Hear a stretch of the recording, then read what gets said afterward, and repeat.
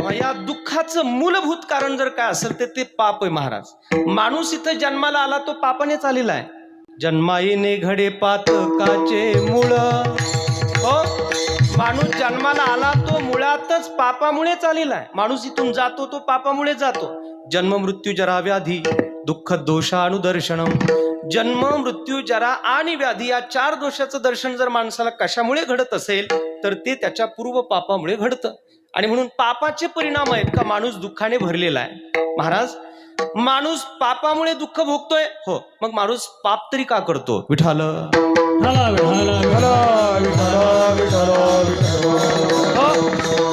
माणूस पाप का करतो याची 2 कारणं आपल्या पुढ्यात मी मांडतो. एक, आपण ज्या युगात आलो त्या युगाचा तो परिणाम आहे, याला कलियुग म्हणा. आणि 2, जीवाला त्याच्या स्वरूपाचं अज्ञान आहे म्हणून माणूस इथं पाप करताना आपल्याला दिसतो. आपण ज्या युगात आलो याला कलियुग म्हणतात. आणि कलियुगाच्या घोष प्रभावाने मानवी बुद्धी ही अत्यंत कुंठित झालेली आहे. सत्यम नास्ती तपशौचम दयादानम न विद्यते उदरम भरिनो जीवा वरा का कुट भाषिण. इथं सत्य राहिलेलं नाही, तप राहिलेलं नाही, दया राहिलेली नाही, दान राहिलेलं नाही. केवळ उदरम भरिनो जीवा, पोट भरण्यासाठी माणसं इथं जगताना आपल्याला दिसतात. कैसे केले देवराया देवराया अवघी लावी येली माया अवघी लावी येली माया. इथं भर पोटासाठी पोटासाठी.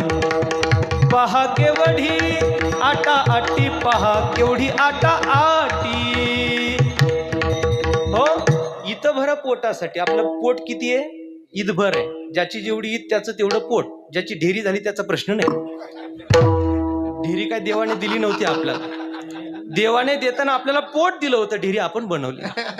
इथं भर पोटासाठी पहा केवढी आटा आटी. काय प्रयत्न चाललेत महाराज. उदरम भरिनो जीवा. आचार भ्रष्ट होती लोक कली, पुण्य क्षीण बळी झाले पाप.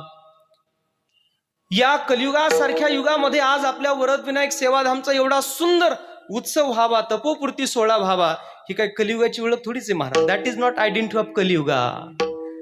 ही कलियुगाची ओळख नाही, ही नारायणगिरीची महाराजांची कृपा आहे.